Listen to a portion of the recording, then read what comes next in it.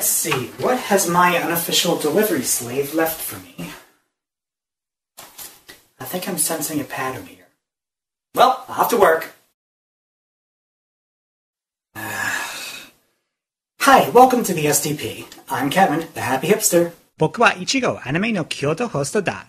I love video arcades. 僕も Yes, Ichigo, we've already established that fact. But it's hard to love them anymore because these days, so few new games get made for the arcades, and those that do tend to fall into one of either two genres, gun and car.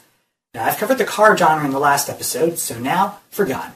And to that effect, it's time once again to bring up raw thrills. In the way I see the world, these guys take me back to the mid-90s, a time when two distinct art styles were fighting for control of the arcade game world.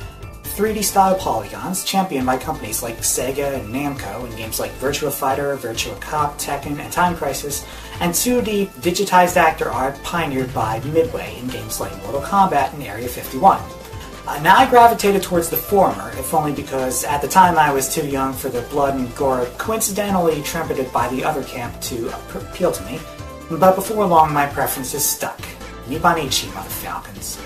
Now fast forward a decade, and combine that with how Raw Thrill's inferior racing titles more or less overtook better games like Sega's initial The Arcade stage, and my opinion on the company soured pretty quickly. And the moral of the story is, I will not buy American if I don't want to. Don't care if the subject is video games, animation, cars, or pornography. Or all four at once. でも、トランスフォーマーズをキスプレイヤーズの同人系ってか? Yeah, forget I asked.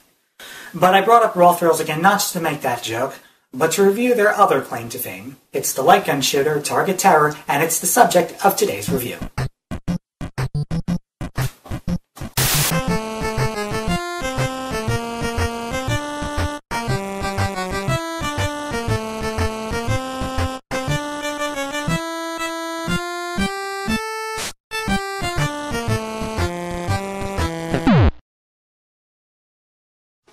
Also known in more sensitive markets by its Japanese title Target Force, Target Terror was first released for arcades in 2004, and in 2008 got a port for the Wii courtesy of Konami and Leviathan Games.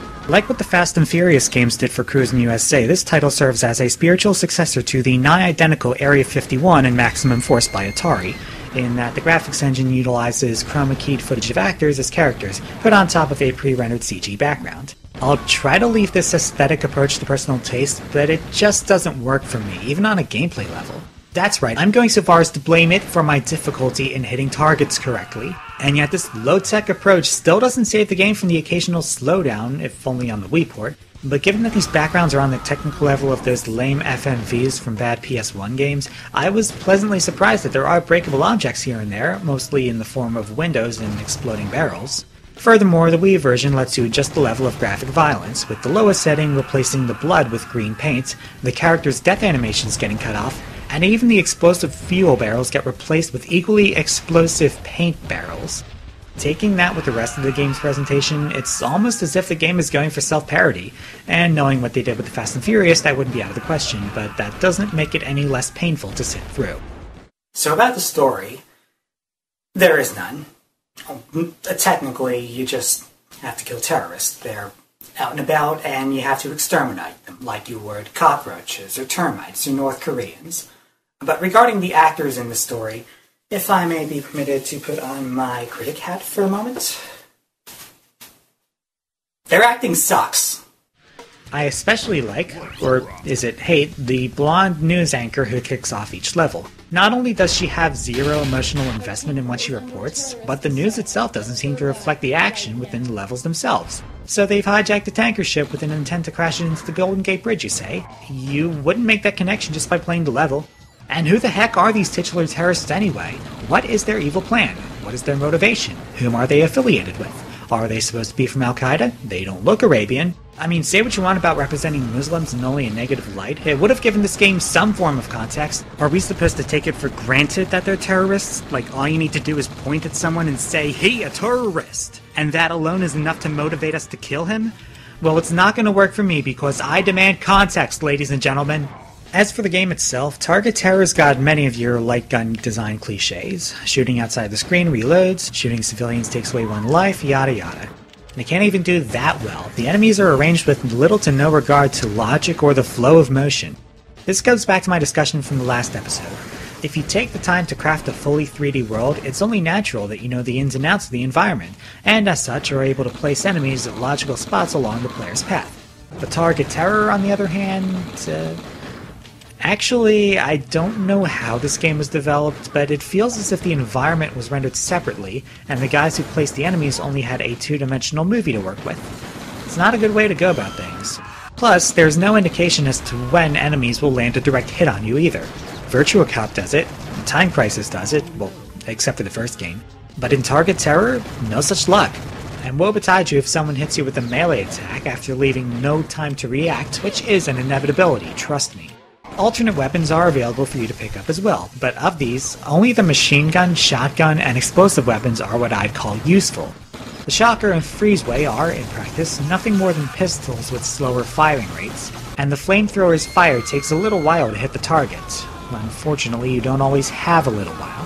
Furthermore, you can't switch from a special weapon back to your pistol, and the special weapons all have limited ammo, except for the machine gun and shotgun. These can be reloaded at will, but you drop them if you get hit once, which, as I mentioned, is bound to happen soon afterwards. Yet, despite it all, it does do a few things I like. You are able to reload your guns not only by pressing B when pointing off screen, but also by shaking the Wii remote a bit. I admit it is a nice touch since it helps keep your focus on the action. Also, like in the arcade version, there's the Justice mode, wherein one player can use two guns/Wii remotes at once. Assuming you can get over the coordination issues inherent with throwing your non-dominant hand into the mix, it's generally a big help. Come to think of it, this game came out for the arcades right around the time Halo 2 was released and made dual-wielding cool again. Now considering that, plus the game's title and setting apparently designed to tap into post-9/11 paranoia, yep, they're trend whores. Further to its credit, Target Terror is longer than most light gun games, something which the genre has, admittedly, always struggled with. In total, there are 10 levels, each broken up into 2 sections, for a running time of about 1 hour. That's not long as far as other video games go, but considering I can clear the arcade modes of any given Time Crisis game in about 20 minutes, I have no choice but to call that an improvement. Now that I mention Time Crisis, a far better series I might add, the Wii port shares the same continue system with those respective home games. You have a set number of continues with which to finish the game, 30 in this case, but even on the easy difficulty, you'll need them all. Fortunately, running out of continues will give you more with which to start the next game.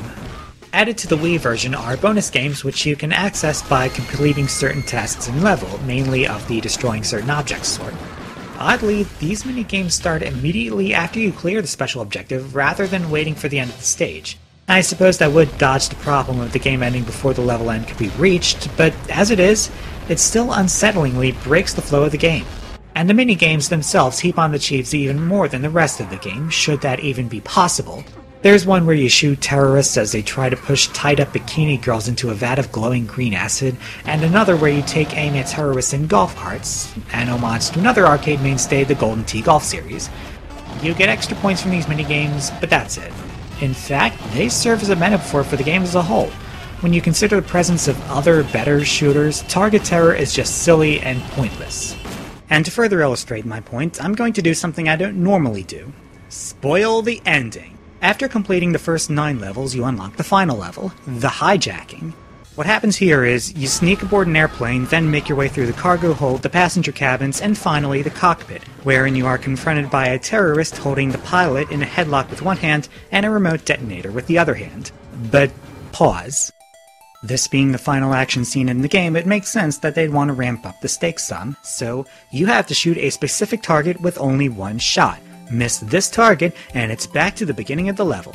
This maddeningly hard level which you've already burned a lot of continues getting through. But what exactly are you supposed to shoot? The terrorist's gun, thus freeing the pilot from his clutches? The terrorist's head, doing the same in a more permanent fashion? No, actually, you have to shoot the remote, because otherwise it would trigger a bomb.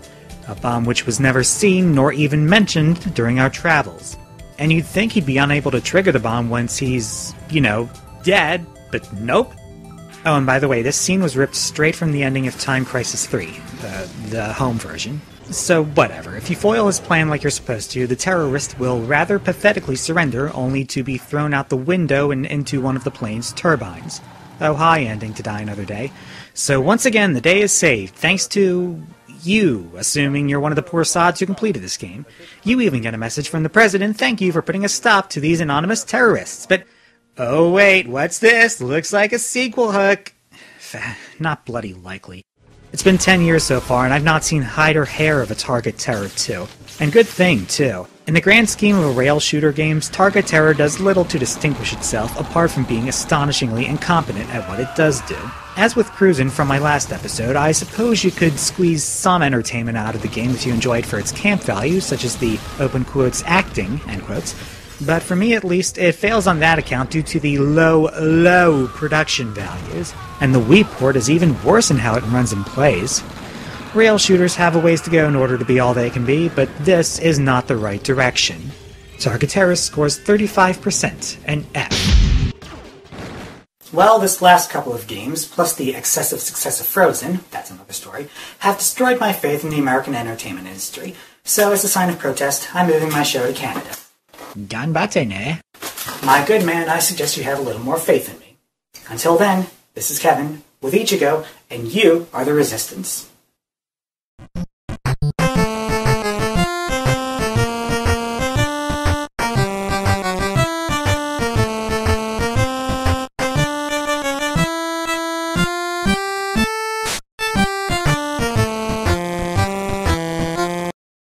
I don't always ask for subscribers, but when I do it from Canada, eh?